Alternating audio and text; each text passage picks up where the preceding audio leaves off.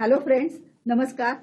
I am Dr. Anagha Kale from Brihan Maharashtra College of Commerce, Pune. Today we'll be starting with the core subject from commerce stream, that is bookkeeping and accountancy. This subject is also called as language of business.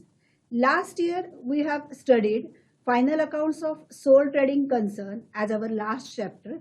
Now in this year we are having our first chapter, final accounts of partnership firm. So today we'll be starting with our first chapter, and in our board paper this is question number 7 for us. Last year we have seen final accounts of sole trading concern. Now we are having partnership final accounts. So we'll be starting with introduction to partnership and partnership final accounts. Let's revise what we have seen in last year. All of us are knowing that business transaction we identified from source document. There are different types of source documents. For example, if say amount is deposited into bank, then the source document to identify that the amount is deposited into bank is the counterfoil which we are having of the paying slip. So from that counterfoil we can identify that the amount is deposited. So that particular transaction we can record in books of accounts from the source document. So we'll be recording that particular transaction first in the original book, that is in journal, or parallel to journal are the subsidiary books. After recording any transaction in journal, it will get posted to ledger. At the end of the year or periodically, we are closing the ledgers and the balances we carry forward to trial balance. Different balances which are shown in trial balance will be used for preparation of final accounts. We have seen that in final accounts of sole trading concern, on the last day, that is on 31st of March, we used to show all the balances from trial balance to different accounts, that is to trading account, profit and loss account, and to the balance sheet. So the peculiarity of sole trading concern is that only single person is managing the business and he is whole and sole. So he is owning and managing the business. Only that single person has contributed the capital here and he is running the business. Then what is the need of partnership? If say there is businessman A, this businessman is having different types of skills, but he is not having sufficient capital with him. He is having different types of assets also.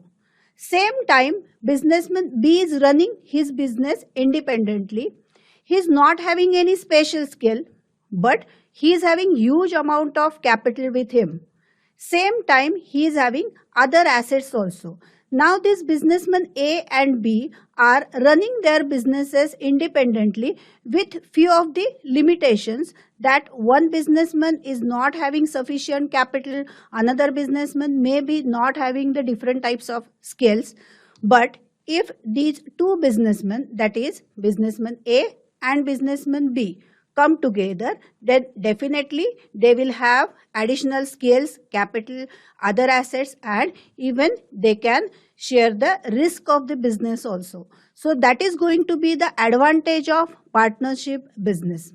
According to Indian Partnership Act 1932, Section 4, definition of partnership is, it is the relation between persons who have agreed to share the profits of a business carried on by all or any one of them acting for all.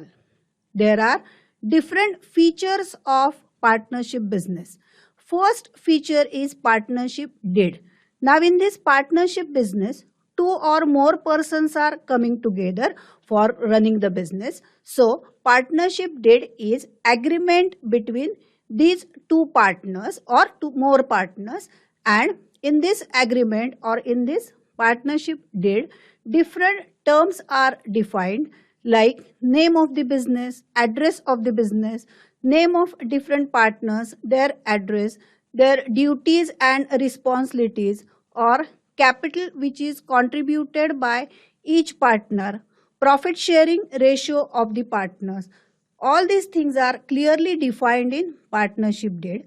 This partnership deed can be oral or written, but it is always safe to have written partnership deed. Then second feature is association of two or more persons. As we have seen that in partnership business, when two or more persons are coming together, then only we can say that it is partnership business. So minimum persons required to form a partnership is 2, and maximum person according to now amendment in Companies Act, that is in 2014, maximum persons are 50. Third feature is legal business. The business activity which is carried on in this partnership firm, it should be lawful. It should not be anything which is not allowed by the government. So all legal activities we can do as the partnership business. Next feature is profit sharing. Two or more persons are there in business. So profit sharing ratio is defined in the partnership deed. In that ratio only, these partners are going to share profit or loss from the business. Unlimited liability. As business they are carrying, there are number of liabilities in the business. So that is the peculiar feature of this partnership business, that this business is having unlimited, these partners are having unlimited liability. They are jointly responsible for the liability and they have to pay the liability. Even a single rupee is remaining, that particular liability also they have to pay till that last rupee. If the business assets are not sufficient to pay the liability, then they have to pay it from their personal assets by selling the personal assets also. Registration of partnership business. Registration of partnership business is compulsory in Maharashtra from 1st April 2005, though it is not compulsory in all over India. But registration of the partnership business is always safe. If we are registering the firm, then even in court of law also, it is always safe to have the registration done. Principal and agent relationship. All the partners are acting in dual role, that is principal as well as an agent. If say A, B and C are three partners in partnership, and if A is dealing with the third party, then he is acting like principal of the firm, and same time he is acting like an agent for B and C, as he is dealing with third person on behalf of B and C. So that is in dual role these partners are acting. They are the joint owners of the business. Not a single partner can use business assets for his personal purpose. So that is the joint ownership of the partnership firm. Then dissolution of this partnership business. Dissolution of the partnership business is very easy. It is just by the simple procedure, and even dissolution can be done just by mentioning it in our partnership deed also.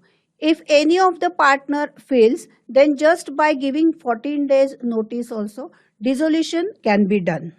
Moving ahead with the provisions of Indian Partnership Act 1932.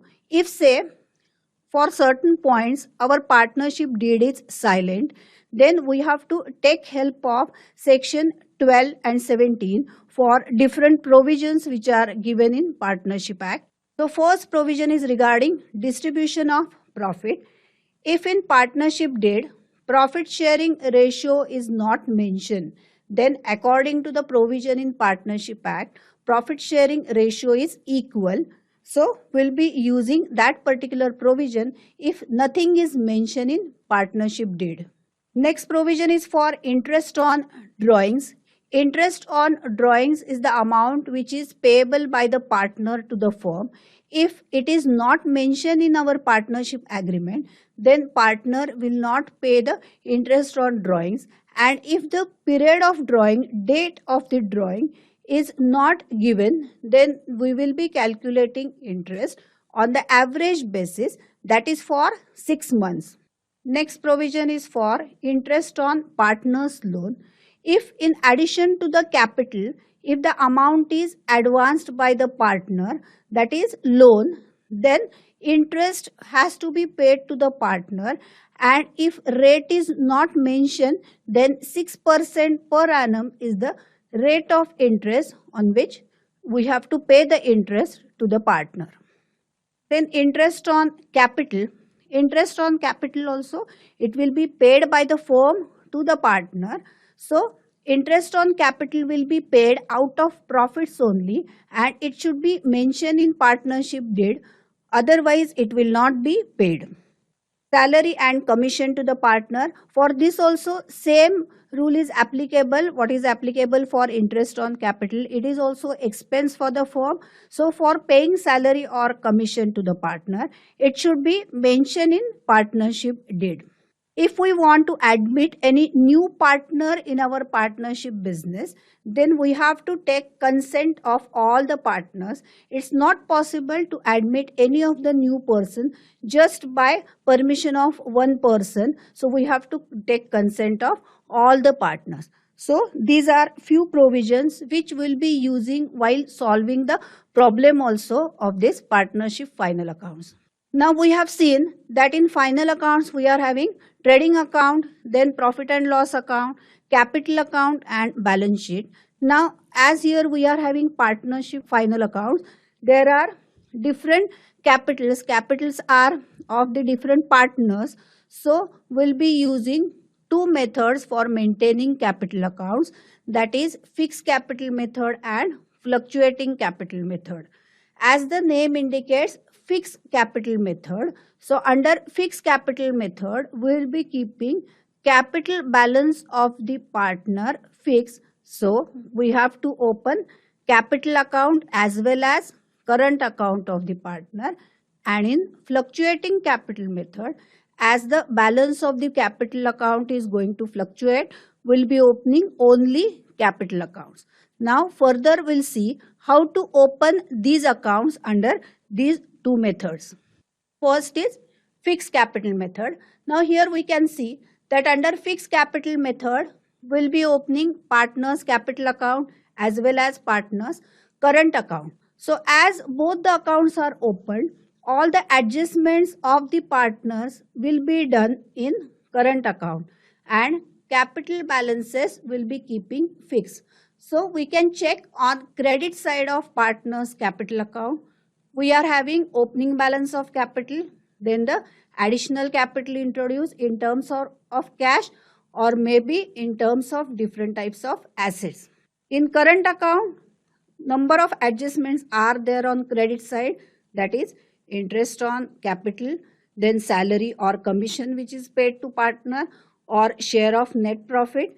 As well as on debit side, there are drawings, interest on drawings or share in net loss. So all the adjustments which are related to partner are shown in current account, and in capital account we are keeping the balance fixed. So whenever in problem it is given that we have to solve the problem by fixed capital method, then we'll be opening both the accounts of the partners, capital as well as current, and will be keeping capital balances fixed, and we will be doing all the adjustments through current account. Now second method, that is fluctuating capital method. As the name suggests, fluctuating capital. So capital balance is going to fluctuate. Why the capital balance is going to fluctuate? It is because of adjustments which we are doing in capital account. All these adjustments we have seen in previous method that these are done in current account, but now as we are using fluctuating capital, all these adjustments of partners will be done in capital account. So we can check in this capital account. On credit side, all the adjustments related to partners are shown, that is the additional capital introduced or the interest on capital, salary, then net profit. Same way on debit side, we are having interest on drawings or maybe drawings, then net loss and so on. Now in partnership final accounts, first we'll be opening trading account, same like our sole trading concern. Now in trading account, all of us are knowing that we are showing all types of direct expenses and direct income. Direct expenses are the expenses which are related to the factory or which are related to the manufacturing process. So all those expenses will be showing on debit side of trading account. And direct income. Now direct income is our main source of income, that is by selling the product or by providing the service, whatever we are getting, that is our direct income. So that will be posting on credit side of trading account.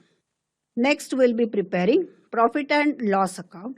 Now in profit and loss account, all remaining expenses and remaining income, that is indirect expenses and indirect income. Now meaning of indirect expenses are the expenses which are not directly related with the production process. So that may be administrative expenses, selling and distribution expenses. All those expenses we have to show in profit and loss account on debit side. And indirect income, now this is the income which is not our main income, so it will be shown on credit side of profit and loss account. Next we'll be preparing columnar partners capital or current account, and in this partners capital or current account will be showing all the adjustments which are related to partner. And finally we have to prepare balance sheet. Now this is going to be the flow of our problem or our solution. So in trading account, after posting all direct expenses and direct income, we'll be closing it. We'll get gross profit or gross loss, which will be transferring to profit and loss account. Then we'll be closing profit and loss account.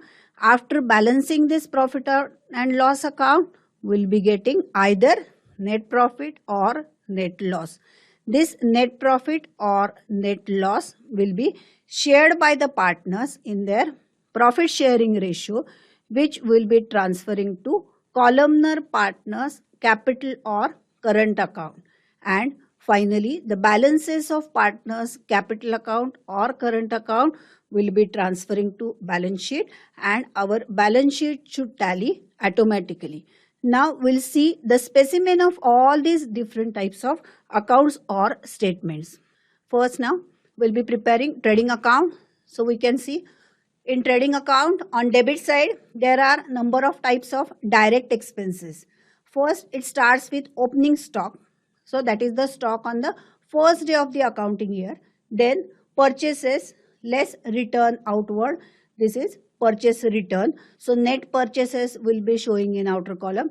Then carriage inward. Carriage is the transportation charges for carrying the goods. Carriage inward means the transportation charges which are paid for carrying the goods from market to the factory. So it is related with the raw material, transportation of raw material. So it is direct expense. Same way, dock charges, these are also the charges which are paid to the dockyard for the raw material which is kept over there.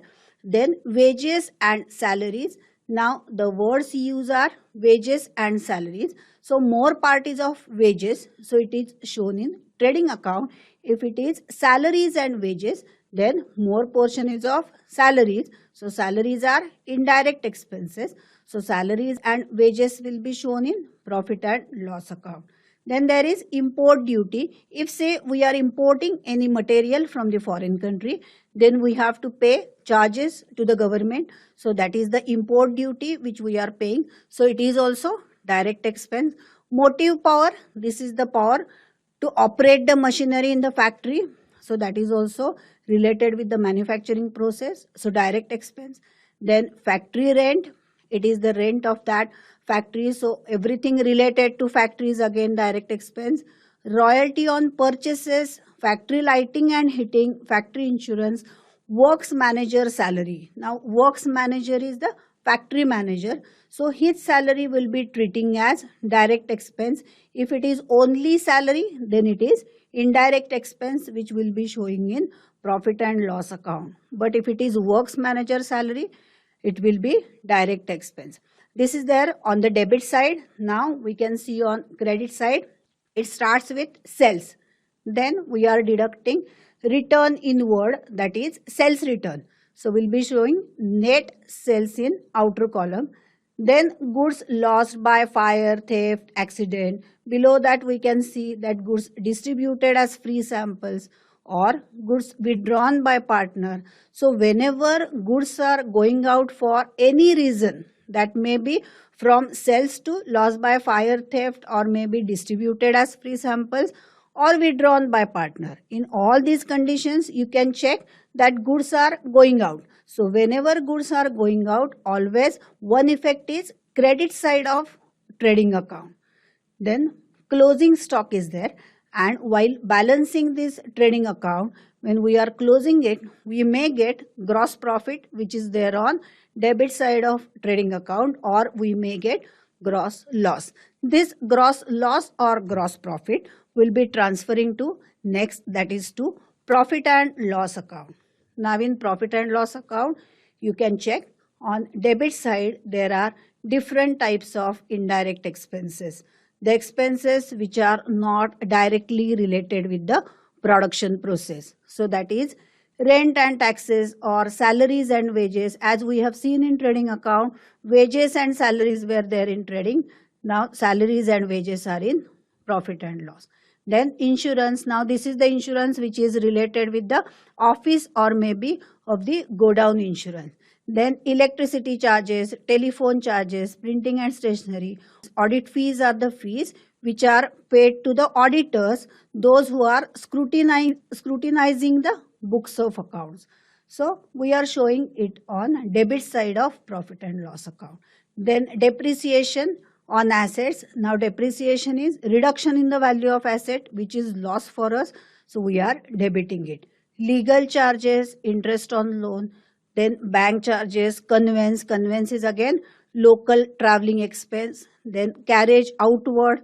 Now carriage outward is expense or the transportation charges which we are paying for carrying our finished goods from factory to the market. So it is related with the distribution process. So it is treated as indirect expense and shown on debit side of profit and loss account. Then we are having bad debts. Bad debts is the amount which we couldn't recover from debtors. So it is our complete loss. So debited in P&L account. Then sundry expenses. Sundry expenses are all miscellaneous expenses. Like that, many more indirect expenses are there which will be debiting in P&L account. Now we can see on credit side of profit and loss account, gross profit is transferred from trading account, and then different types of indirect incomes. All these are the incomes which we are getting from the source which is not our main source of income. So commission received, interest received, rent received, dividend received, or maybe by selling the scrap whatever we are getting which is not our main source of income. So all these are treated as indirect income and credited in P&L account. So after posting all these indirect incomes and expenses, we'll be closing or balancing P&L account and we'll be getting net profit on debit side, or we may get net loss which is there on credit side of profit and loss account, which will be transferring to partners capital or current account. Now after transferring to capital or current account, we'll be balancing this capital as well as current account, and the balances of capital or current account will get transferred to balance sheet. Now balance sheet is a statement on the particular date, that is on the last day of the year, showing the financial position of the business in terms of assets and liabilities. So we can check on asset side, we are showing different types of assets on 31st March, that is on the last day of the accounting year, and different adjustments which are related to the assets. And on liability side, we are having capital, and if current account is having credit balance, then those balances, then different types of general reserve, accumulated profit, then all the liabilities like bank loan, bills payable or sundry creditors and so on. So we'll be showing these assets and liabilities in balance sheet, and after showing all these assets and liabilities with the proper adjustments, finally balance sheet should tally automatically. If it is done correctly, then normally our problem is correct. Now the points which we have covered in this particular lecture, that is partnership. What is the need of partnership? partnership business, all of us are knowing that there are certain limitations for sole trading concern. So those limitations we can overcome if we are having partnership business. So that is the need of partnership business, that will get additional capital, additional skills, different types of assets, and even the risk in the business will be shared.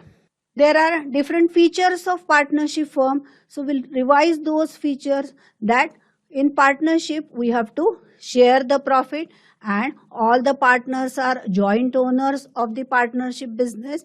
They are having unlimited liability. Then registration of this partnership business is compulsory in Maharashtra.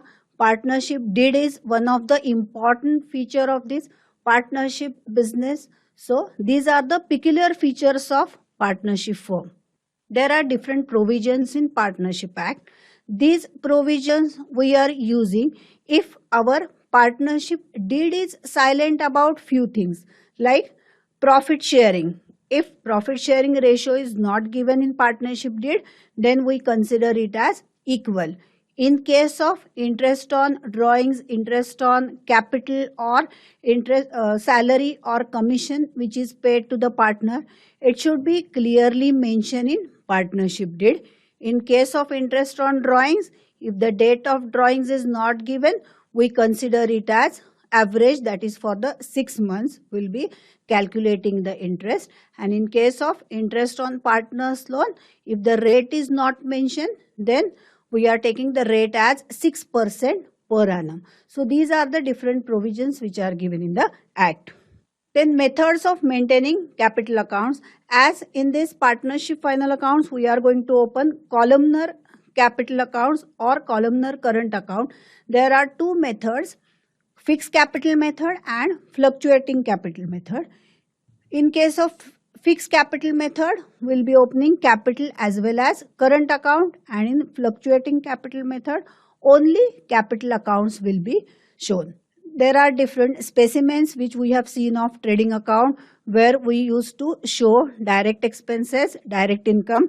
In profit and loss account, all indirect expenses and indirect income. And in balance sheet, we are going to show different types of assets and liabilities on the last day. So these are the points which we have covered in this particular lecture. Now we'll be starting with problems and what are the different adjustments which we are going to see in case of partnership final accounts.